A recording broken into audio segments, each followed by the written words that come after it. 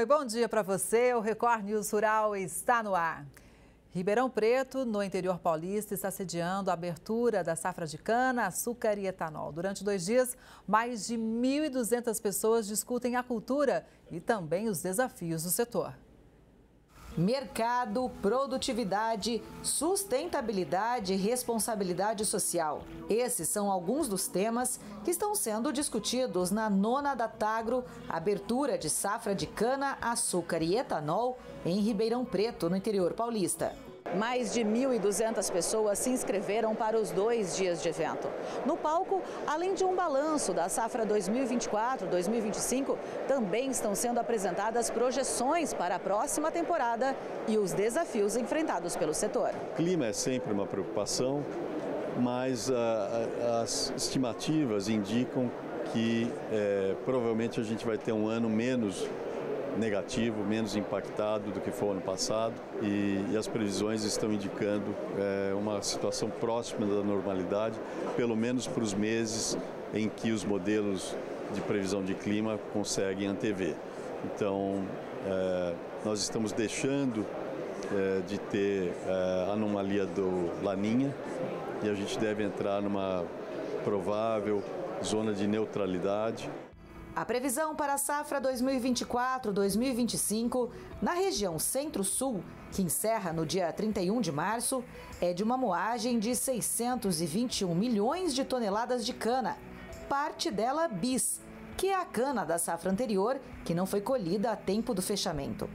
Agora, mesmo com todos os desafios como o clima e as queimadas, a perspectiva para a safra 25-26, que começa no dia 1º de abril, é bem otimista.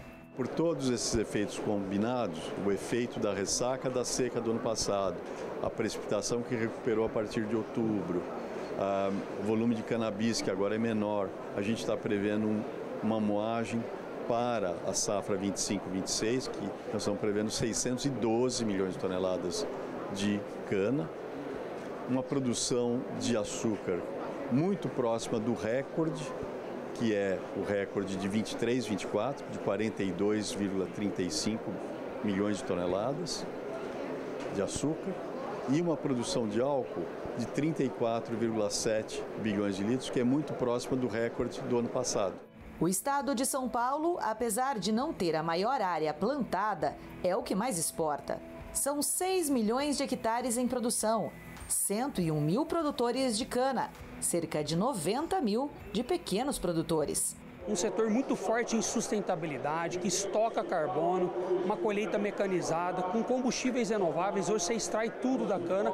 Nós temos um pré-sal caipira em São Paulo, 6 milhões de hectares para produzir etanol de primeira, de segunda, SAF, biogás, biometano, são as agroindústrias. E nós temos quase 200 usinas no estado de São Paulo, 80 delas estão a 20 quilômetros de gasodutos já existentes. Então é um setor líder em produção, em sustentabilidade, com uma função social gigantesca. Cada vez mais são implantadas ferramentas para o desenvolvimento de práticas responsáveis para os produtores rurais, como as dessa ONG, que há 30 anos oferece soluções customizáveis. A gente trabalha focado ali nos prestadores de serviço e também nos fornecedores de cana e olhando para essas boas práticas sociais. Então a responsabilidade social, por exemplo, olhando para questões trabalhistas, para não violação de direitos humanos, para questões legais mesmo do ambiente de trabalho, tudo isso, e também para as questões ambientais. Então, quando você olha, por exemplo, para uma fazenda, como que ela está em relação ao seu cumprimento legal? Ela tem área de reserva, as APPs estão conservadas, como que eles tratam esses resíduos da produção?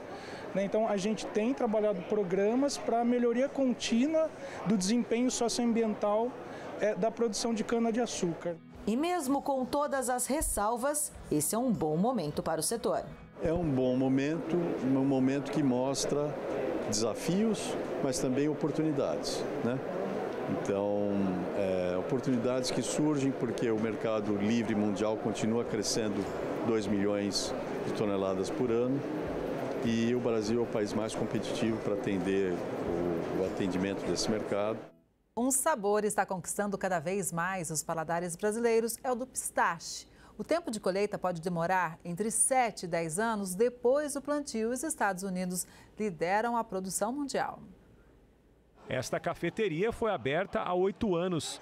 No início só tinha um item no cardápio com pistache. Hoje são mais de 20 opções para os clientes, desde bebidas variadas até pratos salgados e doces. Em 2023, o pistache estourou mundialmente. E para suprir essa demanda, nós tivemos que produzir, que criar diversos outros itens, tanto doces quanto salgados. A procura fez aumentar as vendas dos itens com pistache. Hoje eles representam 50% dos doces vendidos aqui. O consumo de pistache deu um salto a partir da Páscoa de 2023, ano em que o país importou 97% mais da semente que no ano anterior.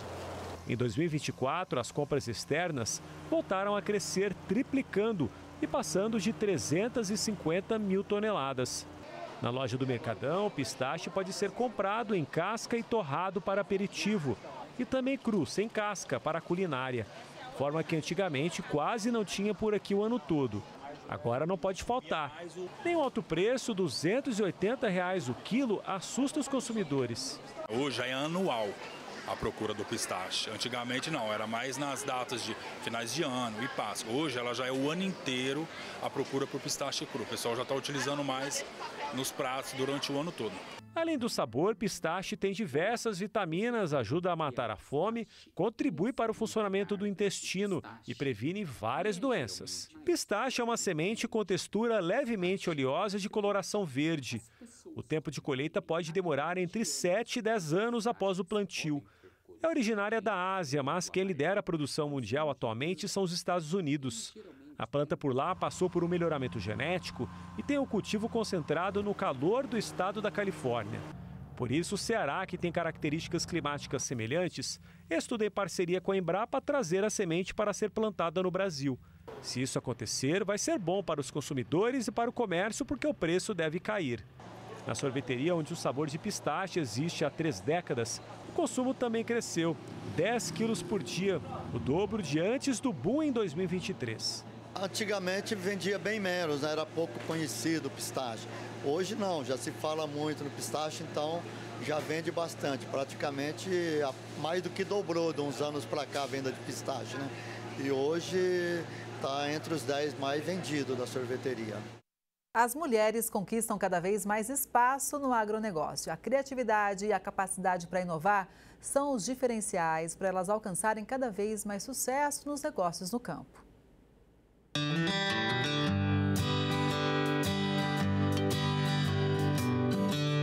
O Brasil é um dos maiores produtores de café do mundo e cada vez mais mulheres têm se destacado no setor.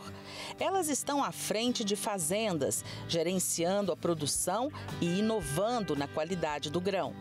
Hoje, vamos conhecer uma produtora que está apostando na inovação para dar continuidade à história da família, que já tem mais de 100 anos na produção de café. São 15 hectares e mais de 58 mil pés de café. E como toda mulher de negócios e vaidosa, Lorena se prepara para nos mostrar a lavoura. No Triângulo Mineiro, cada vez mais mulheres assumem a gestão de propriedades e investem no café de qualidade. É o caso da produtora Lorena, que tem apostado em novas técnicas de manejo para produzir cafés especiais e, claro, divulgar o produto para o mundo. Lorena nos contou que tudo começou com os tataravós do marido dela, lá na década de 20, no Rio de Janeiro. Enfrentando muitos desafios, eles vieram para o Triângulo Mineiro em 1985. E lá se vão 40 anos plantando e fazendo história em Minas Gerais. Ela entrou para a família há 14 anos e logo se apaixonou pela produção de café. Mas será que ela entende mesmo do assunto? Nesse estágio que está o café, é importante a gente ver, né, que ele está em estado de granação do grão. Aí é importante a gente verificar como que está o desenvolvimento desse grão lá dentro, inclusive ver se não tem ataque de broca dentro dele, porque se tiver tendo um ataque de broca, tem que entrar pulverizando, né, para poder tentar, né, tirar o máximo possível dessa praga, e isso, porque senão isso aqui interfere depois no preço do café lá na frente, quando a gente colher o café e beneficiar, né? Apesar dos avanços, a presença feminina no setor ainda enfrenta alguns desafios. Mesmo a gente tendo bastante informação, sabendo do que a gente está fazendo, as coisas têm que ser assim, assim, assim, ainda existe aquele certo... Como é que é a palavra? Ainda existe aquele certo preconceito. O que vai fazer você se diferenciar é você saber daquilo que você está fazendo, né? E ninguém tira isso de você. Ninguém tira isso de você. É seu, né? Ela nos conta também como começou o desejo de produzir um café especial. Há uns 5 anos atrás, quando começou a vir à tona mesmo essa onda do café, né? A gente começou a perceber, né, que tinha outras possibilidades, tinha outros meios da gente trabalhar com o café. E se a gente quisesse crescer, a gente tinha que sair da nossa zona de conforto. E hoje, né, a gente está aí com o nosso café torrado, trabalhamos com várias torrefações também no Brasil, né, onde a gente manda o nosso café daqui e vai direto para essas torrefações lá. Então, assim, é um trabalho muito bonito que devido ao nosso esforço de buscar saber melhor do produto que a gente tem, possibilitou a gente abrir novos mercados, né? Essas qualidades fizeram Lorena empreender em outros negócios. Um deles é o turismo. O turismo, eu falo que aqui na fazenda, ele é um trabalho social que a gente faz aqui. Por quê? Porque a gente leva o conhecimento para os consumidores finais sobre como é feito todo o processo do café antes da xícara, né? Lorena também faz história na internet.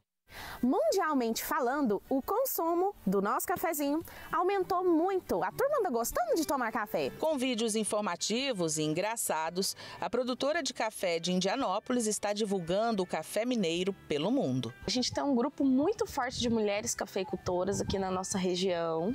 Lorena faz parte de um time de mulheres que transforma o café no país e inspira novas gerações. A gente leva experiências para as pessoas e cria memórias, né? Ah, isso é muito bom. Com altas seguidas, o algodão teve o maior preço em um ano. Confira. No dia 6 de março, o indicador CPE atingiu R$ 4,23 por libra peso, com pagamento em 8 dias, o maior valor desde 14 de março de 2024. Pesquisadores apontam que os agentes priorizam os embarques de pluma ao mercado externo. As recentes valorizações internacionais favorecem a postura mais resistente de vendedores para novos negócios. Do lado da demanda, as indústrias compram lotes de forma pontual, visando repor estoque ou atender à necessidade imediata. Em fevereiro, a importação brasileira de arroz teve o maior volume em 8 meses.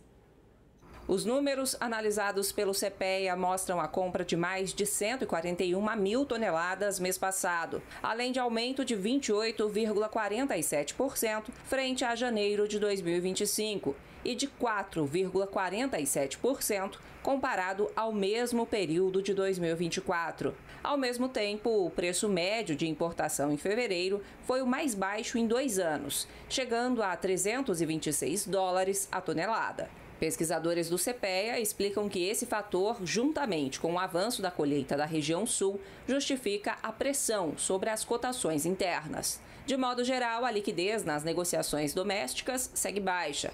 Os produtores continuam focados nas atividades de campo, aguardando uma possível valorização do câmbio para estimular a demanda internacional. As unidades de beneficiamento, por sua vez, compram apenas o essencial, apostando em queda nos preços à medida que a colheita avança ao longo do mês. As negociações de soja no mercado spot nacional ganharam ritmo na última semana. Segundo o CPEA, A alta na oferta e o maior interesse de compradores, sobretudo os externos, impulsionaram os negócios. A demanda internacional pelo grão brasileiro aumentou depois do agravamento da disputa comercial entre os Estados Unidos e a China. E o governo chinês impôs tarifas sobre produtos agropecuários norte-americanos, incluindo um acréscimo de 10% sobre a soja. E quem chega para dar mais detalhes sobre essa cultura é o Lucas Costa Beber, que é presidente da ProSoja de Mato Grosso. Então, bom dia, Lucas. Seja sempre muito bem-vindo aqui ao Record News Rural. Bom dia, Kelly. Um bom dia a todos que nos assistem. Um prazer poder conversar com vocês.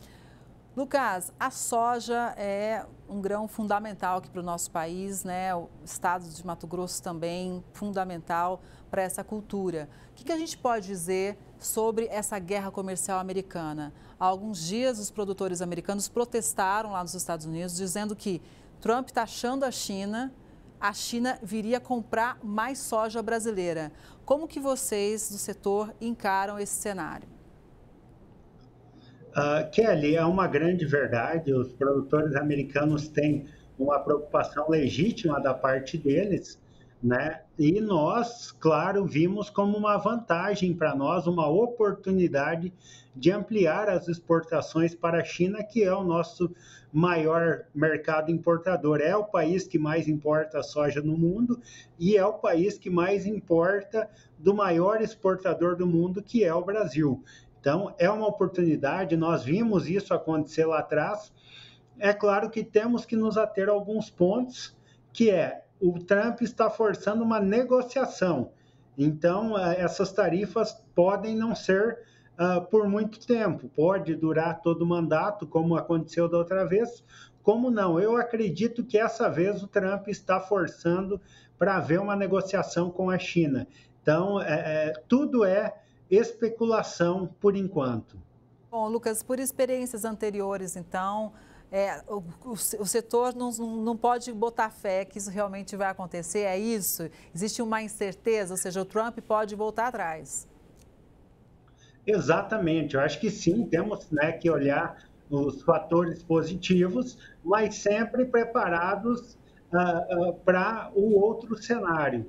E o Trump também sabe da importância que tem para a China. Essa guerra comercial acaba gerando também inflação para os Estados Unidos, porque aumenta também o custo dos insumos para eles, assim como pode aumentar aqui para nós. Agora, Lucas, você acha que esse ritmo mais acelerado de venda, né, que o CPEA fez o levantamento na semana passada, ele tem, obviamente, um reflexo de toda essa guerra comercial, né? Com certeza, aumenta-se a demanda aqui de soja brasileira. Nós temos que saber também que a China já aguardava a vitória do Trump e após ele ter ganho, ela também intensificou as compras. Ela não, eu falo assim, ela não entrou nessa guerra sem saber o que poderia vir, diferente da outra vez. Então, ela também deve ter feito estoques melhores, mas ela sabe que no futuro vai precisar de mais soja e se a guerra persistir, a única saída que ela tem é procurar soja brasileira. Até porque, né, existe a estimativa de que o mundo cada vez mais vai demandar de alimentos. Então, a produção, na verdade, ela tem que crescer. E nós já somos uma potência de produção. Então, o mundo também ele está dependendo da gente na questão de alimentos, né? Nós somos um grande player do setor agro. Com certeza, e principalmente de proteína, né? Seja ela vegetal, que a soja é a planta que de longe você mais produz proteína por hectare e com a vantagem ainda de ter o óleo. Então, mesmo quando você destina a soja para a produção de biocombustível, você ainda tem o farelo aí que tem 46% de proteína, que é a principal fonte no balanceamento de rações animais. Então, para se produzir frango, porco, e lembrando que também, né, Kelly, a carne, também a China é uma importadora do Brasil de carne suína, carne de frango e carne bovina, e também dos Estados Unidos. Então, acaba aumentando a demanda por carne e por mais proteína vegetal para se produzir essa carne também. Agora, Lucas, vamos falar agora da porteira para dentro, né? Porque muita negociação acontece para a gente poder vender, exportar, mas tudo precisa o quê? Ter o produto, né? Então precisa ter um gerenciamento da propriedade. E são vários desafios, né? A estiagem, por exemplo, prejudicou a produção de soja lá no Rio Grande do Sul, é um grande desafio. Em relação a Mato Grosso, hein? Então, o Mato Grosso, Kelly, foi mais tranquilo, né? O clima correu melhor. A maior dificuldade que nós estamos tendo ainda na colheita.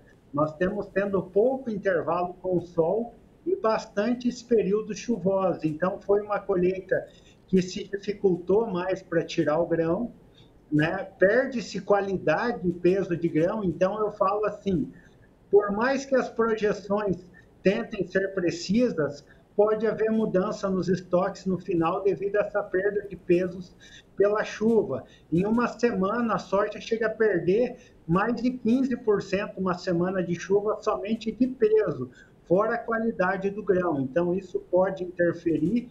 E tem a questão do milho, né, Kelly? Que no Mato Grosso você não fala em soja sem o milho. Os produtores são dependentes das duas safras e a semeadura do milho depende totalmente do soja. Nós tivemos um atraso na semeadura da soja, o que influi na semeadura do milho, e agora com esse atraso na colheita da soja para a semeadura do milho novamente. Então, os primeiros 45% que foram semeados da safra de milho, a segunda safra plantada aqui no Mato Grosso, ficou atrasado entre 15 a 20 dias. Então, isso pode incorrer em risco futuro para a definição da safra de milho também. Olha, Lucas, você trouxe um alerta importante para a gente, né? Porque realmente as estimativas são safra recorde de grãos, a gente tem acompanhado aqui. Mas, por exemplo, só para a gente fazer uma correlação, a estiagem lá no sul, segundo a Emater, ela já provocou uma queda de mais de 30% na produção de soja no estado do Rio Grande do Sul. A gente pode, então, ter uma bela de uma surpresa, talvez não é bela surpresa, né? Uma surpresa desagradável em relação ao resultado? Com certeza, Kelly. O Mato Grosso do Sul também está enfrentando problemas, né? A região de Maracaju aí tem vários produtores enfrentando também problema com chuva e temos esse excesso de chuva na colheita que acaba influenciando também. Então, eu só falo que a safra, de verdade, nós podemos saber quando se terminou de colher, classificou, está limpo e seco no armazém. Tudo antes disso é especulação. Inclusive, uma coisa que nos preocupa sempre é que várias empresas fazem as estimativas, a Conab, o USDA, a Biov, por exemplo, alguns compradores do exterior se baseiam por ela. Só que tanto o ano passado, os últimos anos, ela tem projetado uma média mínima já no final, quando se encaminha no final da colheita, entre 5 a 6 milhões de toneladas a mais do que é o fechamento real quando se fecha a safra. Então, isso é altamente prejudicial para os preços também. De certo modo, a gente vê como uma manipulação, né, para manter os preços mais baixos para eles comprarem e acaba prejudicando o produtor também. Acho que é importante a gente atualizar a situação aí em Mato Grosso em relação à moratória da soja, né? Que pé que está neste momento, que é um assunto que certamente preocupa demais os produtores, não é? Kelly, a moratória da soja ela ganhou, né, um peso político já nos anos de 2023, 2024, teve vários atos, inclusive por conta da União, da AMAN, AMM, Associação dos Municípios aqui de Mato Grosso, porque causa uma concorrência injusta entre municípios. Nós temos muitos municípios que houve o desmatamento legal de acordo com o Código Florestal, porém após 2008 e antes da abertura da rodovia ligando Cuiabá, Sinop a Meritituba, essas lavouras não tinham vocação para a soja devido o custo mesmo, né? A atratividade econômica. E com a ligação ao Porto do Pará, terras que eram de pecuária passaram a ter essa vocação. Porém, agora esses municípios não podem ser plantada a soja porque eles não têm para quem vender, mesmo estando totalmente irregulares de acordo com a nossa lei ambiental brasileira. Ou seja, fere diretamente a livre iniciativa e a escolha daquilo que o produtor vai produzir.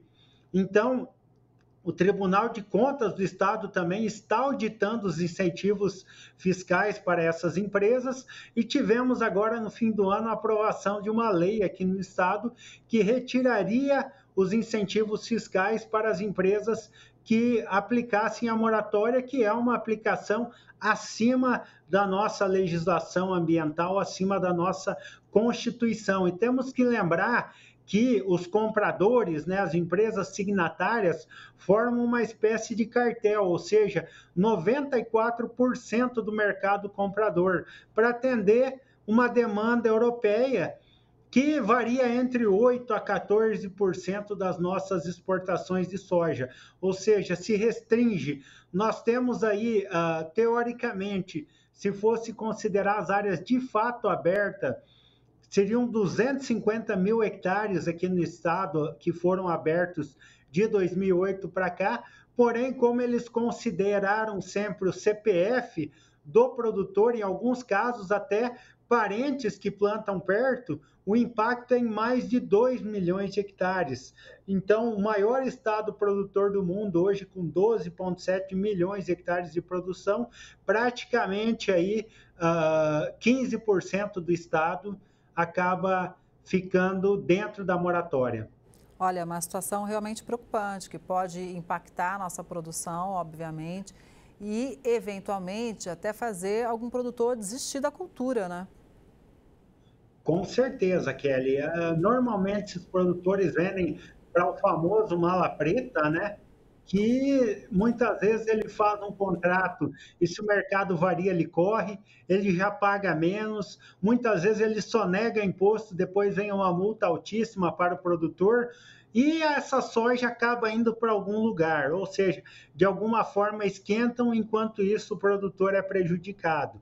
E o que nos preocupa mais é que alguns partidos entraram com uma ação no STF questionando a constitucionalidade dessa lei. Né? E já o governo do estado e a Assembleia Legislativa recorreram, por enquanto tem uma decisão de liminar, né, reconhecendo a inconstitucionalidade, mas isso deve ir a plenário. O estado está fazendo a defesa e nós, a ProSoja, estamos como amicus curiae na ação. E também, paralelo a isso, a ProSoja Mato Grosso entrou com uma ação no CAD também contra esse cartel que foi formado, que fere a livre iniciativa, e o Congresso também, a Câmara dos Deputados, também entrou com uma ação no CAD. Então, vem ganhando força a pressão contra a moratória, e a ProSoja não só está de olho, como está trabalhando forte. Então, nós questionamos como que o comprador europeu enxerga isso. A moratória só serve, a sustentabilidade só serve quando se fala para o produtor ou serve também para as empresas? Como que a empresa exige algo que ela não faz na prática, né, Kelly? Bom, Lucas, eu acho que um ponto para a gente colocar e para a gente concluir a nossa conversa, que é importante, é o seguinte: é claro que essas questões precisam ser resolvidas aqui internamente, em âmbitos, inclusive, do judiciário, mas talvez essa guerra comercial que traz um novo momento nas relações, ela pode fazer com que, pela necessidade, essa moratória da soja deixe de existir. Porque uma vez que, se Estados Unidos mantiverem as taxas, né, China taxando também, União Europeia também taxando os Estados Unidos, virou um cenário muito diferente. Então, a gente tem que acompanhar, inclusive, se essas tarifas vão permanecer e de que forma podem realmente impactar a soja, né? Exato, Kelly, com certeza. E temos uma preocupação também, né, Kelly? O governo federal falando em desonerar, né, retirar as tarifas para importação de alimentos. Nós temos uma preocupação principalmente quando se fala do milho, porque os produtores americanos recebem altos subsídios, seguro agrícola para a produção de milho, e consegue implantar, financiar juros baixos, enquanto aqui no Brasil nós tivemos até a suspensão do Plano Safra por falta de recursos, juros altíssimos do Plano Safra, ou seja, nós somos um país que, além do governo não nos tornar competitivos, ele abre espaço para importar de quem subsidia de forma, às vezes, até injusta com os concorrentes, os seus produtores internos. E maior preocupação ainda é o governo falar em talvez taxar as exportações, que é uma péssima escolha, e eu não falo só como produtor. Ela, em curto prazo, a Argentina já viveu isso no início dos anos 2000, quando foram taxadas as exportações de carne, e de 780 mil toneladas que a Argentina exportava, há 2 anos atrás ela estava exportando menos de 180 mil toneladas.